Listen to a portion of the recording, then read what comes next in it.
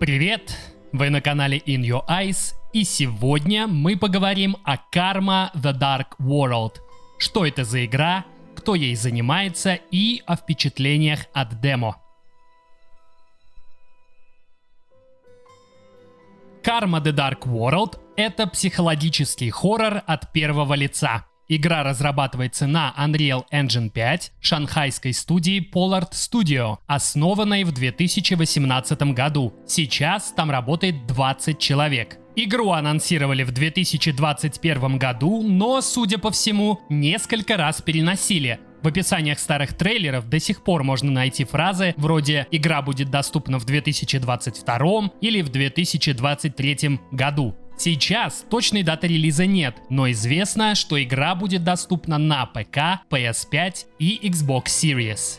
Действие Karma The Dark World разворачивается в альтернативной вселенной в 1984 году в одном из городов послевоенной Германии. Его железной хваткой держит некая корпорация Leviathan. Людей делят на классы, они находятся под постоянным наблюдением, их время, действия и даже мысли полностью контролируются. Единственное, что заботит корпорацию — продуктивность, поэтому, чтобы ее увеличить, работников заставляют пить специальный препарат. Ну и вишенка на торте. Leviathan управляется искусственным интеллектом, который называют матерью. Мы играем за агента Дэниела МакГаверна, который работает в корпорации в так называемом бюро мыслей. Его задача — погружаться в сознание допрашиваемых и исследовать их изнутри. В демо показали пролог и начало первой главы. История начинается с того, что Дэниел просыпается в одной из комнат здания, напоминающего бюро, и ничего не помнит. Побродив по коридорам, он находит некоего старика, у которого пытается узнать, что вообще происходит. Времени на объяснение, конечно же, нет, поэтому вместо ответов старик усаживает Дэниела в кресло, говорит, что, возможно, он единственный, кто сможет преодолеть бездну, поэтому ему необходимо найти настоящие воспоминания. После он выдает Дэниелу плеер, и он куда-то проваливается и оказывается в месте, которое совершенно не похоже на реальный мир. Здесь активируется первое воспоминание, и нас переносят в сознание уже другого человека по имени Шон. Он работник корпорации, и, судя по всему, в последнее время его продуктивность упала, чему руководство не очень довольно. В этой части демо можно было побродить по офису и немного узнать о корпорации и других работниках. Кроме того, мы узнаем, что за Шоном охотится некий монстр, которого, правда, видит только он. Вероятно, поэтому его и отправили на допрос в бюро. Там Шон просит Дэниела, чтобы бюро позаботилось о его ребенке, и тогда он все расскажет. На этом демо заканчивается.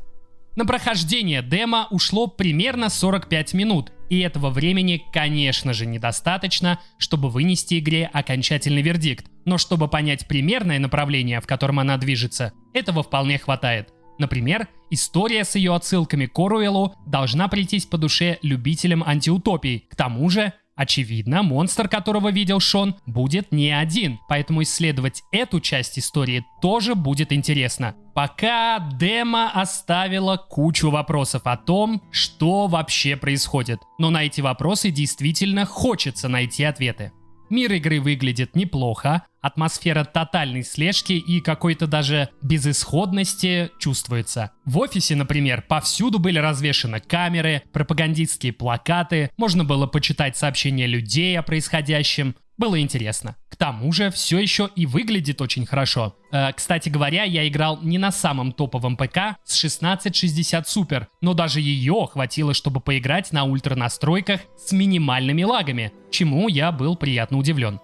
Еще один очевидный плюс — звуковое сопровождение. Для хоррора это важный элемент погружения, и у Karma, на мой взгляд, с этим нет никаких проблем.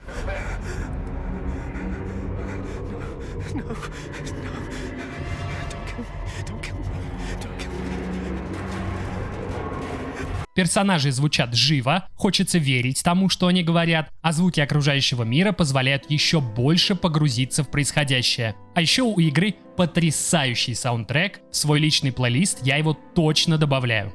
Теперь геймплей.